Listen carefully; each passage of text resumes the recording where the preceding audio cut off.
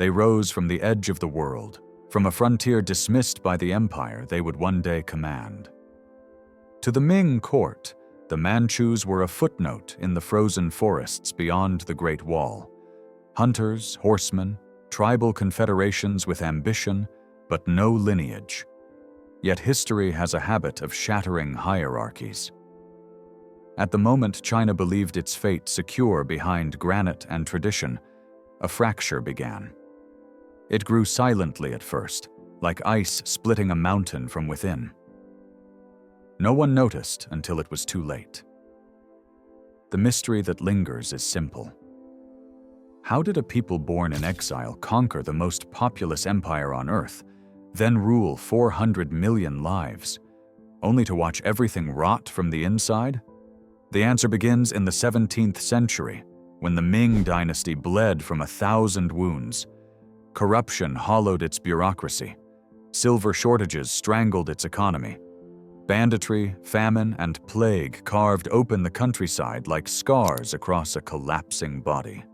In the capital, the imperial court clung to ritual as if ceremony could stop reality. Ministers argued over omens. Eunuchs feuded over tax grain. Armies starved on the frontier.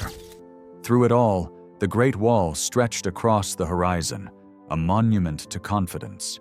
It promised protection. It delivered an illusion. To the north, the Manchus were transforming. Under Nurhaci, a chieftain with the instincts of a statesman, their clans unified. Through war and alliance, through marriages and treaties, he forged a new identity. They were no longer a patchwork of tribes. They became an instrument, a banner army, a machine of discipline and loyalty. The 8 banners, each a network of warriors and families, created a power structure the Ming could not replicate, a state within a tribe, and a tribe ready to become a state. When Nurhaci died, the foundations for conquest had already been poured like iron. His heir, Hong Taiji, understood something deeper. Conquest alone could not sustain an empire. If the Manchus wanted China, they needed to become more than invaders. They needed to become legitimate. He studied Chinese bureaucracy, Confucian ideology, and dynastic symbolism. He changed titles, adjusted language, and restructured administration. He planted seeds of acceptance, blurring the line between conqueror and ruler. When he renamed his people's realm the Qing, he wasn't erasing who they were. He was positioning them for what they would claim. The moment of entry arrived in 1644, not by force, but by invitation. The Ming general Wu Sangui stood at Shanhai Pass, the gate between worlds. Behind him, rebel armies surged through the capital, threatening chaos. Before him, the Manchus waited. His decision would decide the fate of a continent. He opened the gates. The Great Wall, centuries in the making, became a doorway. The Manchus swept through like winter wind. They took Beijing. They took the mandate of heaven. The Qing Dynasty began not with triumph, but with a question. Could a foreign dynasty rule the heart of civilization without becoming swallowed by it? Their answer was brutal and effective. Rebellions ignited across the south. Cities resisted. The Qing response was uncompromising. Entire regions were pacified through siege and negotiation, suppression and reward. It was a campaign of both violence and absorption. Local elites who pledged loyalty were welcomed into bureaucratic privilege. Those who resisted faced consequences recorded in blood and memory. Over decades, the Qing secured the empire inch by inch. Victory did not come from the sword alone. It came from the ability to govern. By the 18th century, the dynasty reached its zenith. Under emperors like Kangxi, Yongzheng, and Qianlong, the Qing state expanded to a scale unmatched in Chinese history. They pushed into Tibet, Mongolia, and Xinjiang, creating the geographic borders recognized in modern narratives of China. They administered populations with census systems and legal codes.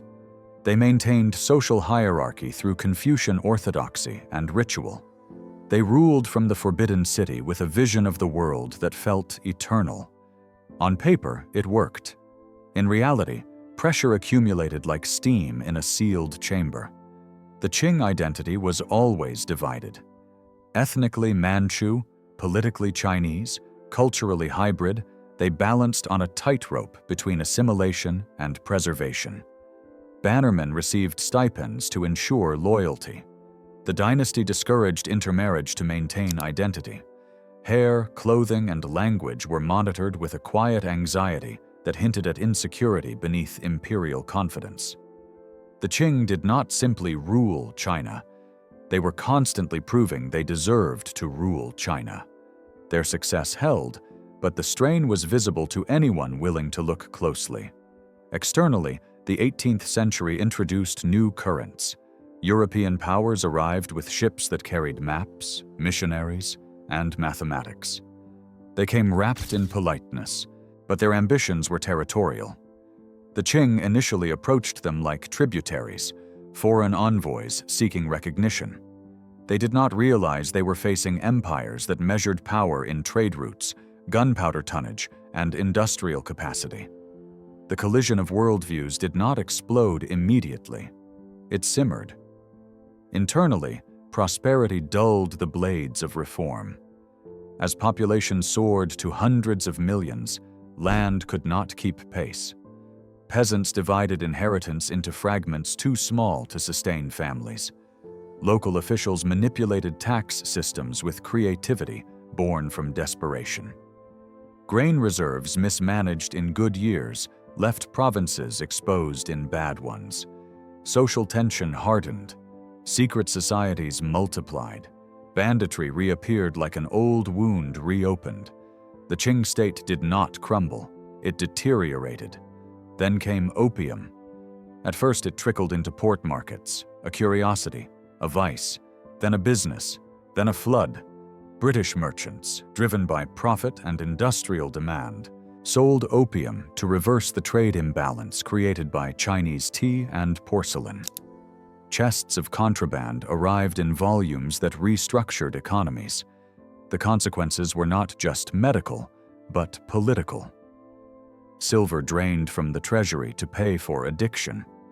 The money that once funded armies and granaries evaporated into smoke. A dynasty built on Confucian order found itself financing its own disorder. When the Qing attempted to halt the trade, the Opium Wars erupted. It was not merely a military defeat. It was a revelation. Cannons, ironclads, and industrial logistics exposed how far China had fallen behind. The treaties that followed forced open ports, ceded territory, and legalized the very substance destroying their society. The dynasty survived, but something irreversible occurred. The illusion of supremacy died. The narrative of heaven's mandate cracked. In the decades that followed, crisis became a cycle. The Taiping Rebellion, a civil war of apocalyptic scale, carved millions of deaths into the empire's memory. The self-strengthening movement sought reform, but met bureaucratic resistance. The Sino-Japanese War shattered the belief that China remained the center of Asia. Reformers, conservatives, eunuchs, generals, and foreign advisors fought for influence in a battlefield of ideology. Every year that passed, the Qing palace felt more like a preservation museum than a throne of power. By the late 19th century, the Forbidden City was a paradox. It projected tradition, but smelled of fear. Empress Dowager Cixi maneuvered through court factions with intelligence and ruthlessness, but her reign reflected instability rather than renewal. Reforms came too slowly to matter. Revolutions accelerated faster than imperial adaptation. The dynasty that once absorbed an empire now struggled to control its capital. The final blow was not a battle, but a realization. In 1911, revolution erupted. Provinces declared independence from the throne. The last, Emperor Puyi, A child more symbolic than sovereign, ascended too late to matter. The Qing abdicated. The dynasty ended not with siege or massacre, but with documents and signatures. 4 centuries of rule closed like a door quietly pushed by history's momentum. The mandate of heaven passed into memory. Their legacy is complicated. They preserved China's territorial map, yet lost control of its destiny. They expanded empire with unmatched efficiency, yet could not modernize fast enough to save it. They ruled 400 million people, yet could not protect them from the world's new realities. Their rise showed what unity could achieve. Their fall showed what stagnation could destroy. The Qing were not merely conquered by opium or gunboats or rebellion. They were defeated by time. A dynasty forged for a world that no longer existed. A state that mastered the past but misread the future. Their story is not a tragedy of villains or heroes. It is a lesson in momentum. Even the mightiest structures collapse, not when they are weakest, but when the world around them changes and they stand still. History does not remember the Qing as an anomaly. It remembers them as a warning. The warning is subtle but undeniable. Power built on rigidity becomes brittle. Institutions that fear adaptation invite irrelevance. The Qing tried to govern a century of change with the logic of a previous world, and the world responded without mercy. Their bureaucratic machinery, once the envy of Asia, turned inward and defensive. Their military hierarchy, once unmatched on horseback and steppe, crumpled against steel hulls and rifled artillery. Their social order, once the anchor of civilization, became a cage that suffocated reformers before their ideas could breathe. The most striking irony is that the Qing did not fall because they were foreign. By the end, they had become as Chinese as the empire they inherited. They embraced Confucianism not as a costume, but as a creed. They protected traditional culture with sincerity that borders on devotion. Their emperors studied classics, conducted rituals with precision, and viewed themselves as stewards of cosmic order. Yet what began as a strategy for legitimacy became a barrier to evolution. The very values that made their rule possible became the chains that held them back. There were moments when escape seemed possible. Reformers like Kang Yuwei and Liang Qichao argued for constitutional monarchy. They saw the empire's sickness with clarity. If China did not modernize, it would be carved apart like a prize carcass. Their petitions reached the throne, their words echoing through the Forbidden City with urgent promise. But reform collided with fear. The court hesitated, factions resisted, and every delay compounded the cost. In those lost opportunities, history tightened its grip. At street level, the empire's decay felt immediate. Farmers watched their harvests shrink while taxes remained fixed. Artisans saw foreign goods flood markets they once dominated. Merchants confronted legal restrictions that crippled competition. Students traveled abroad and returned with questions the imperial examination could not answer. Soldiers drilled with ancient tactics while hearing rumors of weapons that could flatten fortresses. The threads of everyday life frayed faster than any decree could mend them. The Qing could suppress rebellion, but they could not suppress reality. And still, the dynasty endured longer than many expected. It survived invasions, uprisings, famines, and treaties that would have crushed lesser empires. That endurance is part of its tragedy. The Qing were strong enough to resist collapse, but not strong enough to reinvent themselves. They existed in the space between survival and salvation, suspended like a bridge to nowhere. Each year they continued was another year of accumulating consequences. In the final decade, the throne became a symbol of imbalance. The image of a Child emperor reigning over a dying empire feels poetic, but it is also literal. Puyi, isolated and ceremonial, represented authority without agency.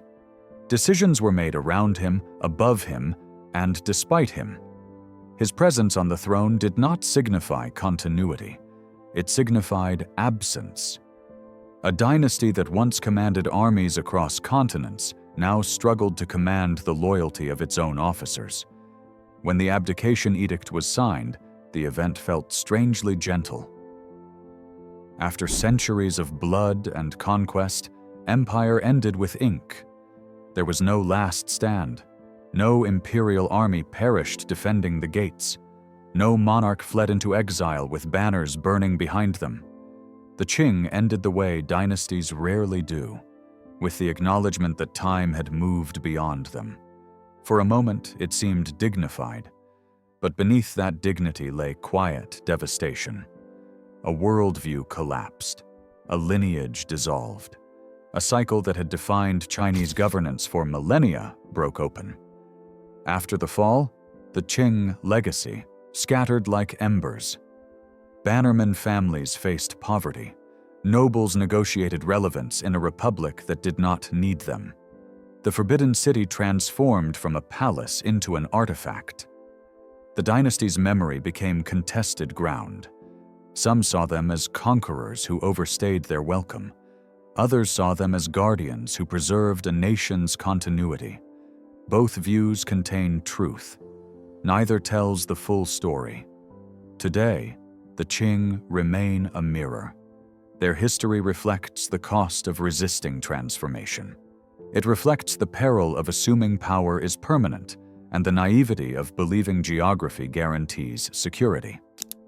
Their expansion created the map that still defines China's borders, yet their collapse paved the way for a century of upheaval. What they built became the foundation for what replaced them. What they lost became the lessons future leaders studied with relentless intent. So what does their story reveal, beyond tragedy? It reveals that decline is not one moment, but a series of moments ignored. It reveals that foreign threats are rarely fatal unless a system is already compromised from within. It reveals that civilizations fall slowly, then suddenly, in echoes rather than explosions. The Qing did not fall because they were defeated. They fell because they could no longer defend the world they believed still existed. In the end, their dynasty leaves a final contradiction. They were outsiders who became insiders. They were conquerors who became custodians. They were guardians of tradition brought down by tradition's weight. They defended China's past so fiercely that they lost sight of its future. And yet, their reign remains monumental. Their failures reshaped global history. Their successes shaped a civilization's identity. If there is a lesson in their fall, it is not about opium or empire. It is about adaptation. Empires endure only as long as their imagination does. When imagination dies, empires follow. The Qing imagined themselves as timeless. History proved them wrong. The story of their dynasty is not finished. It lingers in museums, in architecture, in borders, in family names and regional identities. It lingers in the questions scholars still ask.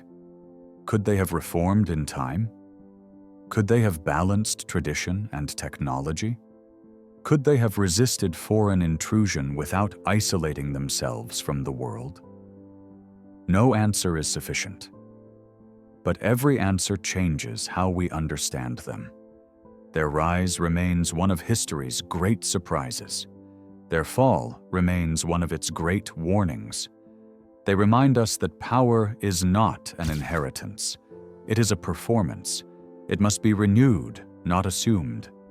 The Qing once ruled the largest empire on earth. They believed the world would wait for them.